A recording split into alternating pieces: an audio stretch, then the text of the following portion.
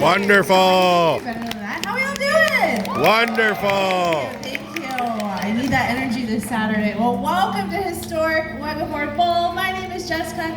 I'm one of the wildlife care specialists. Now, San Diego Zoo Wildlife Alliance is committed to saving species worldwide by uniting our expertise in animal care and conservation science with our dedication for inspiring a passion for nature. Ooh. We integrate wildlife What's she health doing? and care, science, and education to develop sustainable conservation solutions. Our conservation work is now focused in 8 conservation hubs, regions around the world where we think that we can have the greatest impact. Because we believe that conservation starts with the connection that we make with people and wildlife every day. So we are hoping to do just that. So are we ready to meet some wildlife? Yeah. Awesome. All right. Well, our first wildlife ambassador that you're going to be meeting. I see her already. Her particular species has been extremely helpful with one of our biggest success stories with their North American relative. How many of you have ever heard of the California condor? Did you see them today? Okay, about half of you or so. Well, in 1982, there were just 22 of these beautiful birds left in the entire world. And so us and some of our partners, we stepped in and formed the California Condor Recovery Project, and we started a breeding program. And this breeding program was super successful by all the knowledge that we actually found out from their South American relative, the Andean condor, who you're going to be meeting very shortly. And our program was so successful that now there's more than 500 of these beautiful birds, and more than half of them are actually flying free in their native habitat. So we're super duper happy about that program. Now, Paloma, you're going to be meeting next. She is an Andean condor. She was hatched right here at the San Diego Zoo about 35 years ago. And she is one of the largest flying birds out there. She's got about a 10-foot wingspan, and I'm going to emphasize the word flying because she's going to be flying right above all of you. So I do ask for all of you to please remain seated, and I already see everybody at the top is staying at the top. That is super duper helpful. And also, if you feel the need to duck, just duck, okay? Sound good? All right, everybody, please welcome Paloma, our Andean condor. Watch your jumps.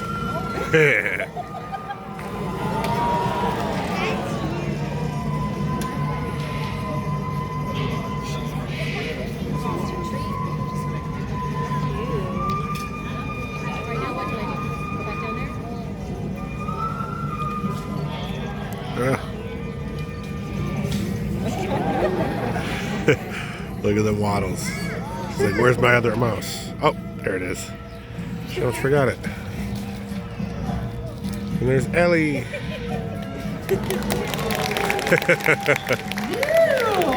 Thank you, Paloma. That's pretty cool, right?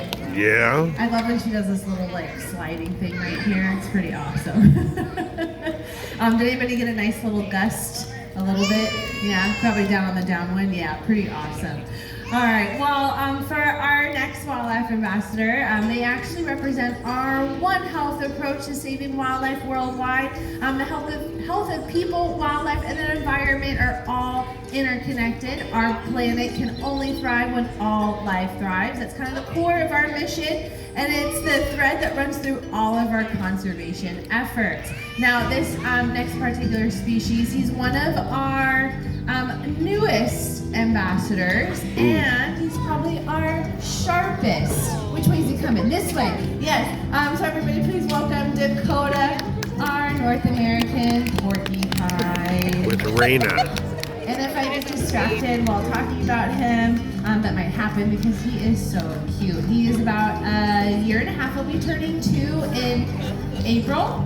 April? Yep. Yes, he'll be turning 2 years old in April. He has a really unique story because he was born right here at the San Diego Zoo. His mother is a wildlife ambassador as well. She is up at our Wildlife Explorers Base Camp area.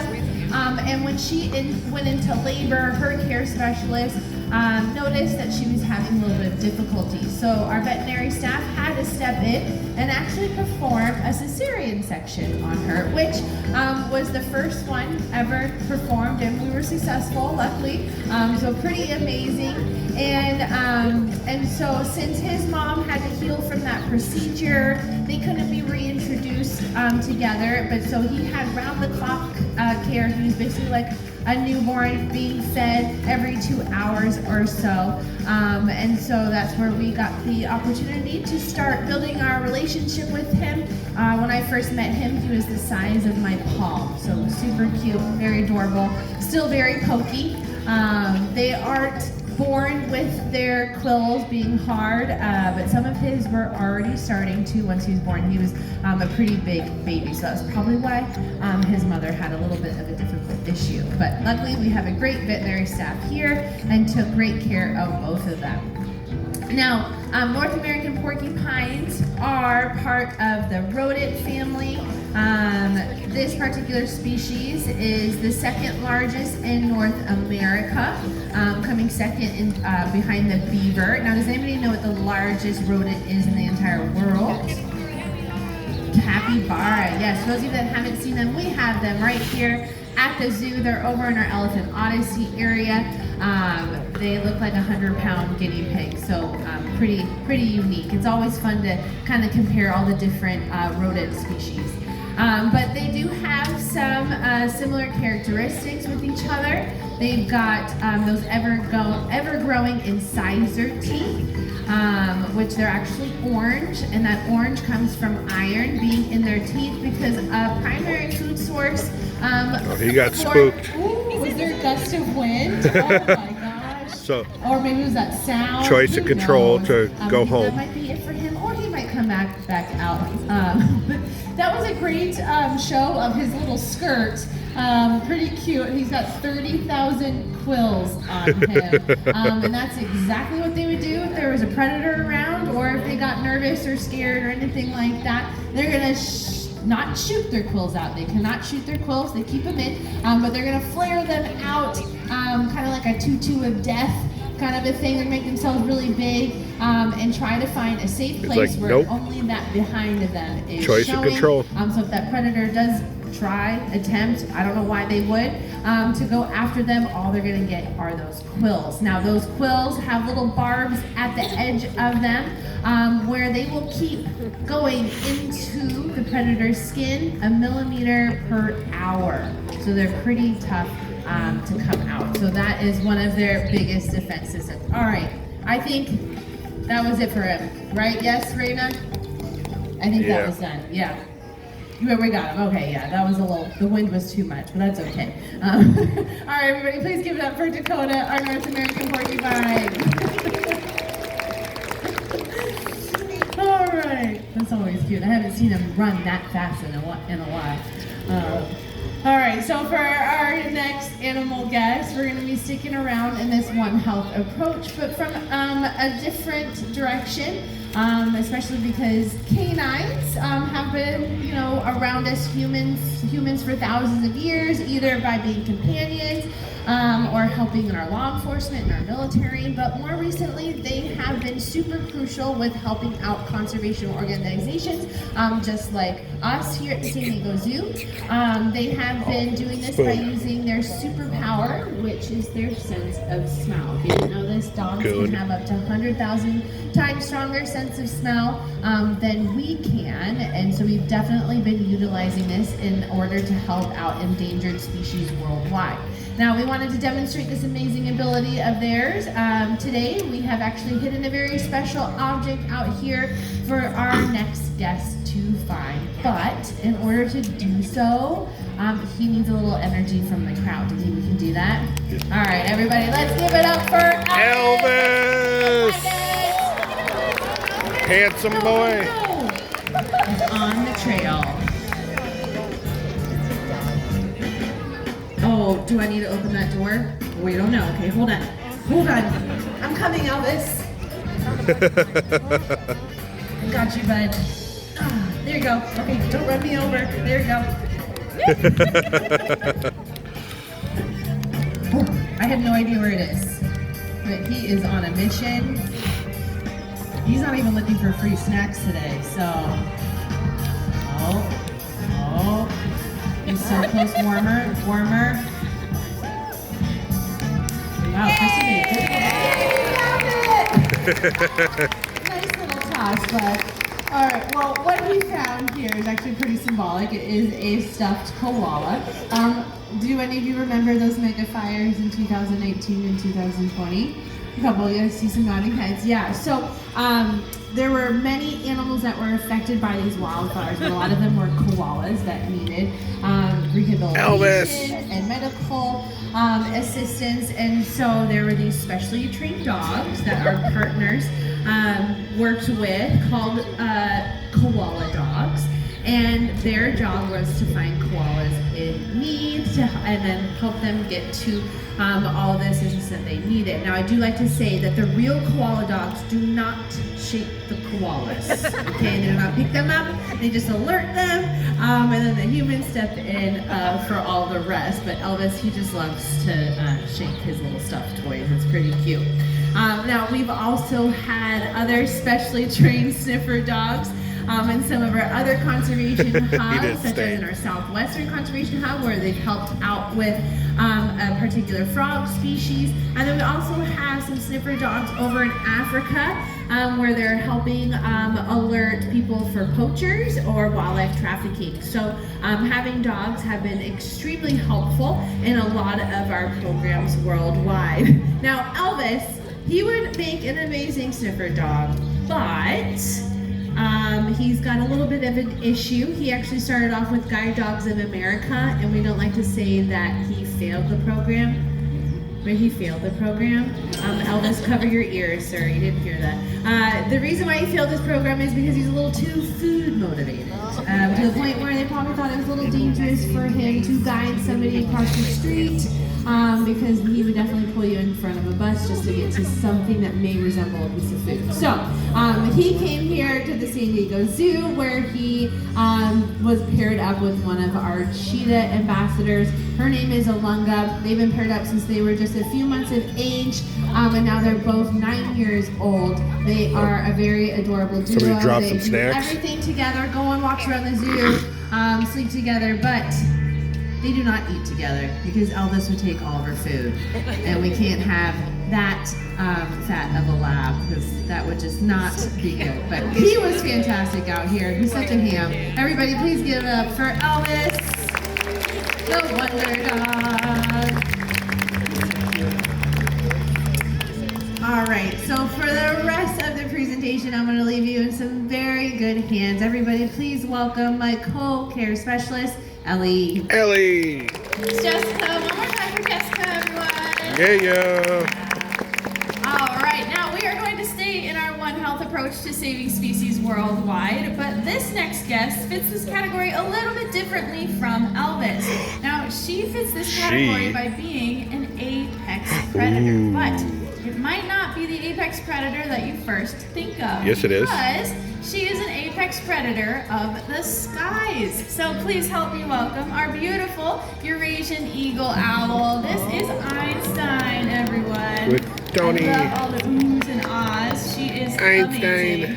Now let's break down that name a little bit. So Eurasian tells us where they're from. So they are from all across both Europe and Asia. Now the eagle part of their name simply comes from their size. They are not an eagle and owl hybrid, but they are simply one of the largest owl species in the world. You're going to get a really nice up-close view of just how large she is. Now, speaking about her size, do we have any guesses on how much Einstein weighs? 5 pounds, 4 pounds. Einstein. 2 pounds. We are a very smart crowd today. A lot of times we get 20, 30, 50. Wonderful, nice day out. She's a whopping 5 pounds, everyone. You are right on the nose. Now, it is a little bit misguiding because of her size and, of course, all of those feathers. Now, she is covered in about 1 inch to 1.5 inches thick layer of feathers. So she is all fluff.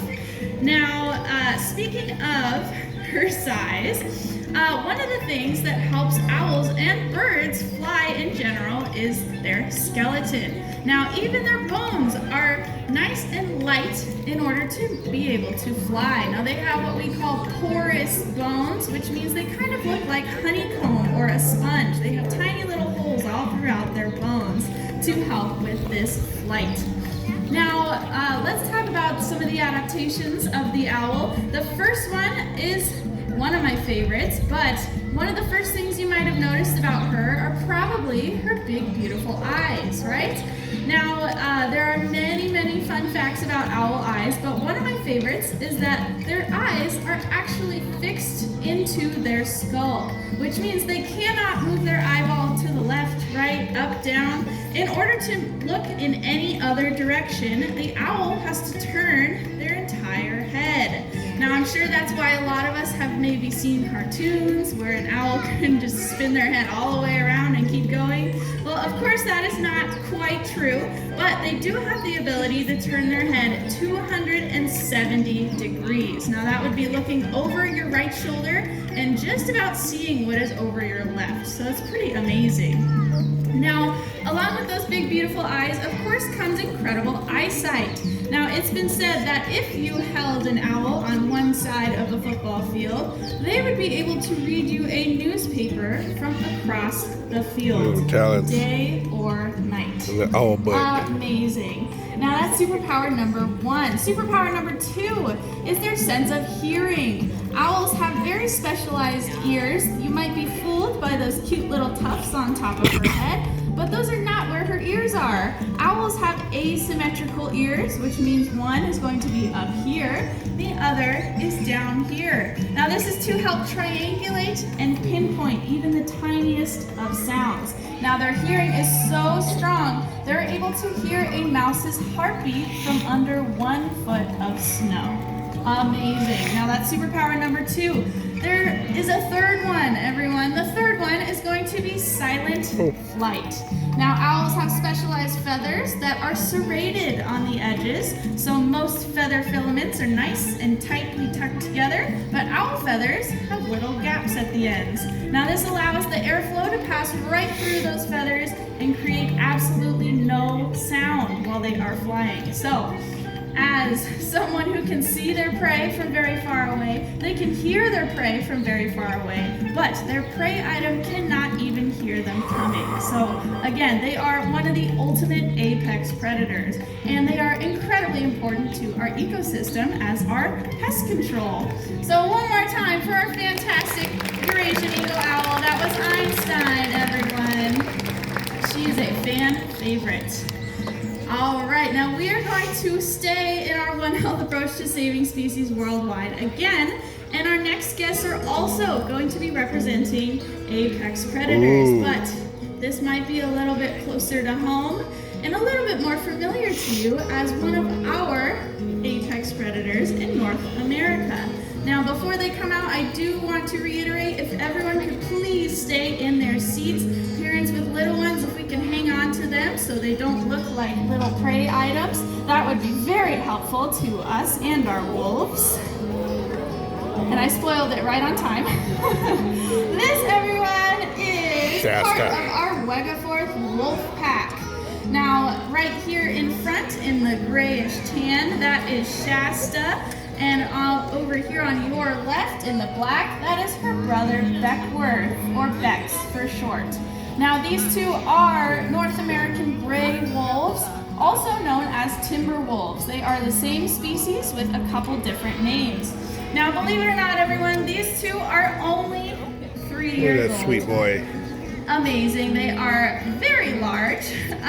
Beckworth here represents one of the largest wolves. They can get up to about 175 pounds, but he is about Someone's got an umbrella open. I don't think he likes. 120 on a good day. He's a bit more skittish than Shasta. Just like Einstein, I mentioned, is incredibly important to the ecosystem, so is the wolf. Now, I'm going to go out on a limb and assume that not a lot of us have seen a wolf in our backyard, right? It's not very common. Unfortunately, it used to be common, and that is an issue here. We have hunted the North American gray wolf to near extinction over the years, when their range used to go all over North America, including all 50 states, even down into Florida, everyone. We used to have wolves running around. Now, Now, a lot of people have a pretty bad stigma about the big bad wolf, right? But Oh, yeah. they're so important to the ecosystem because they keep our prey animals' populations in check. Sorry, distracted. Shasta wants the koala as well. She's not as nice to it as Elvis. Oh, that's mean. Okay, well, I will finish I know, that's 2 days in a row. I will get back to why they're so important. Now this, everyone, why I'm so upset she went to the bathroom on that is because these ice piles actually have lots of scents hidden inside them to show off some of the wolves' most popular and adorable behaviors. Of course, as I just said, this is 2 days in a row that I have made the ice and scents and they don't like it, so now I'm upset. But typically we hope that they will roll in these scents and show off that behavior. How many of us have dogs at home? Now, how many of us on our walk with our dog, they find something really stinky or something you can't even see, but they have to roll in that spot no matter what, right? Now, typically these two will be going crazy on these ice piles. I'm a little salty about it, but they are exhibiting a behavior called scent rolling. Now, what they are doing is actually masking their scary wolf scent. Now, typically they will do this before they go out on a hunt. Now, say if they're hunting for deer, they will hopefully try and find something that smells like a deer and roll in it to cover their scent in their prey's scent, which is ingenious and an incredible way to go on a hunt. Now, the other reason they'll do it, they will actually cover themselves in a smell that they have found and then bring it back to the pack to show each other what they have found. So wolves have an incredibly complex communication system. Of course, not just the iconic howling, but they also have a lot of body cues that they use as well. Of course, they both look very relaxed right now for the most part, but just like our dogs at home, sometimes they'll stick their fur up on their hackles, sometimes they'll tuck their tails, sometimes their ears will be pinned. All of those things are communication between each other. Now, back to why they're so important in the ecosystem. So, they will keep the prey item population down. So, for example, deer, white-tailed deer, we have a very, very big problem with the white-tailed deer in North America, which are decimating the plant life. Now, when they decimate the plant life, all of the wildlife below them on the food chain that rely on these plants, whether it's for housing or food or anything like that, they have just destroyed that ecosystem by eating all of that greenery. So, when the wolf or any apex predator is able to keep that population in check, they actually keep the entire ecosystem and food chain in check. So they are incredibly important, and we hope that you are feeling sort of friendly towards the wolf and other big bad predators that we have here in North America. But I'm a little disappointed they didn't like my scents, but let's give it up for part of our Beckworth Wolf Pack, everyone. Yeah.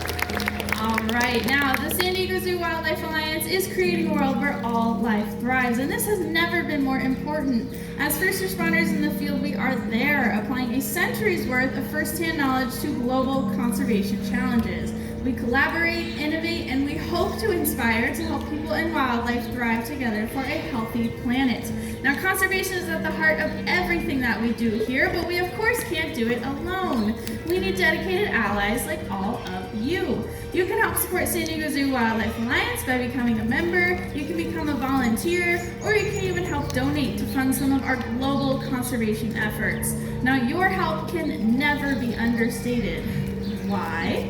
Because when wildlife thrives, all life thrives. Thank you so much for joining us here at Beckworth Bowl, and have a wonderful rest of your day at the San Diego Zoo. Yeah. Thank you.